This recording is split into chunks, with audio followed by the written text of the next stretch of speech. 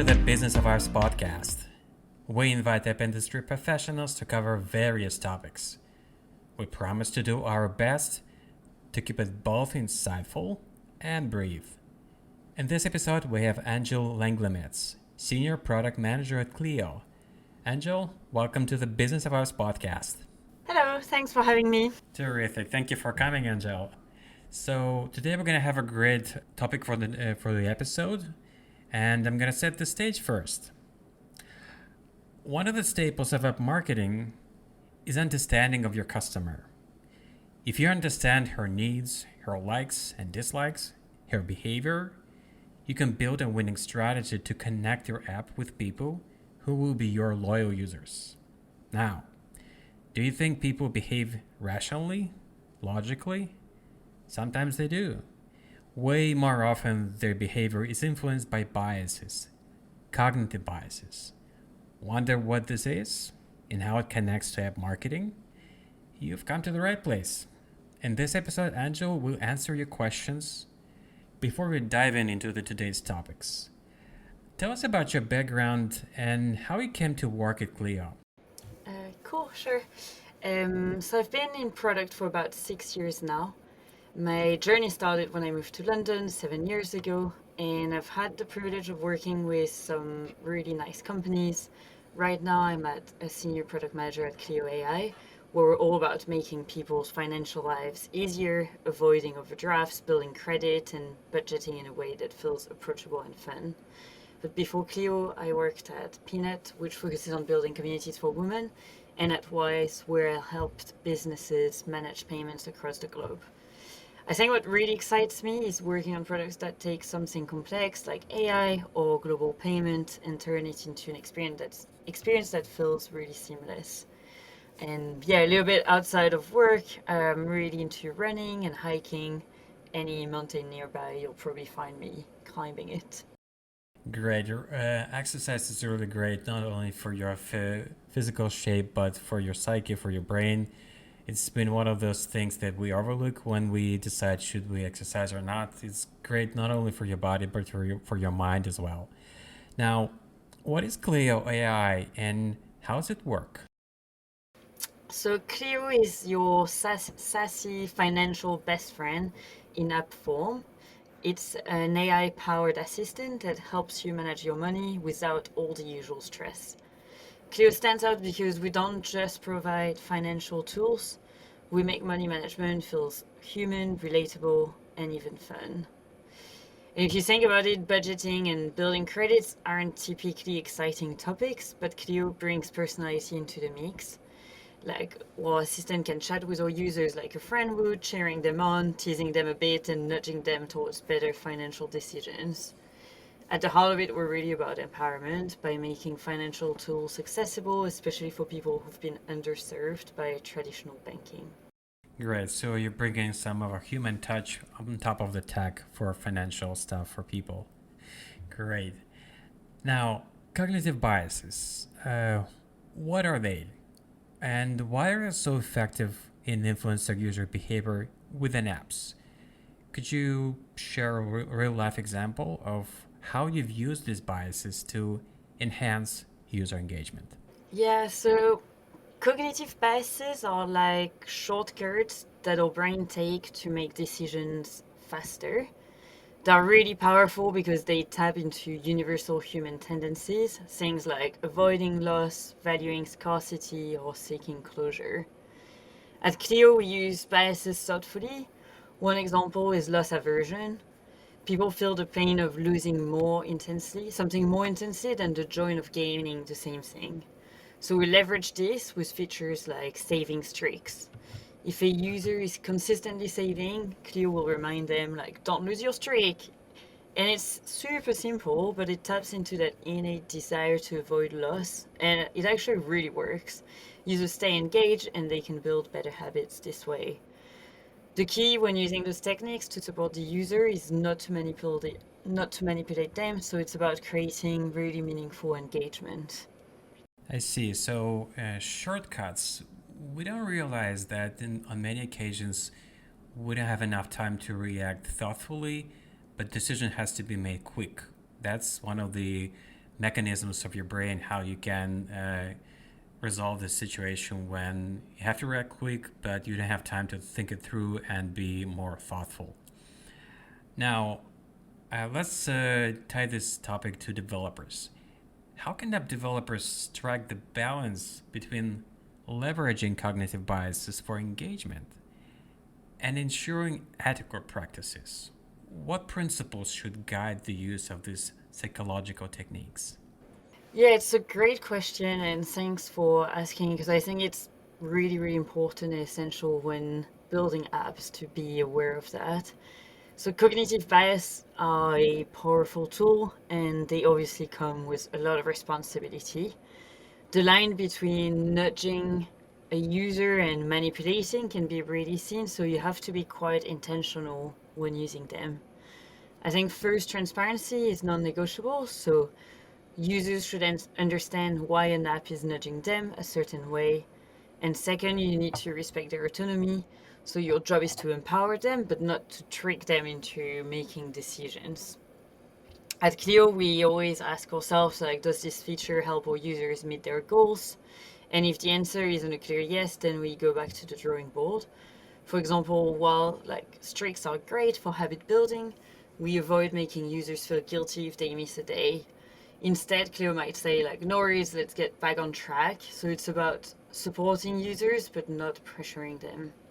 I see. This is a really great approach. One of the best examples of what is cognitive bias in apps we all are so familiar with, but we may not realize that this is part of the deal, is doom scrolling. We all been using social media apps. We all know what is the scrolling your feed, looking for good news. They may not be there, but you keep looking anyway, 10, 20, 30, 50 minutes a day or more. And the reason why you're doing it because you're cognitively predispositioned to look for good news, and you believe if you're gonna scroll just one more time, you're gonna get that news there.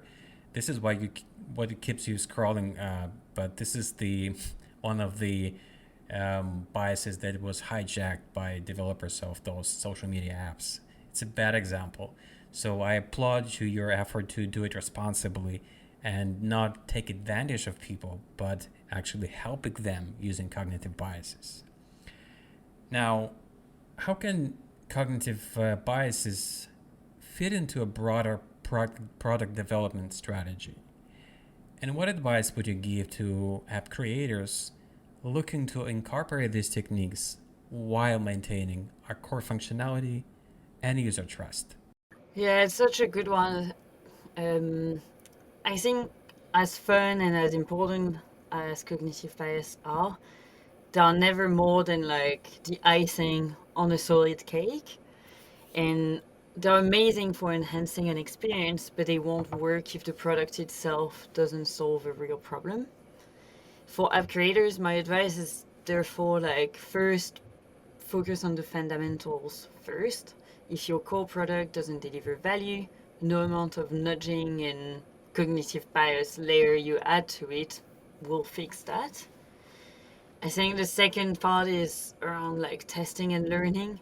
It sounds really obvious, but as always, like using A/B testing to understand how bias impact behavior and adjusting accordingly is really important. There is no one size fits all or like a magic bias that works every time on every user. So it's really about knowing that those techniques exist and then like trying them on your users to see what sort of like what might be the best nudge for your audience at a certain point in a given context. So it's really adapting and personalizing your approach to when you use them. And again, like there's this user centric part, which is like maybe the most important one.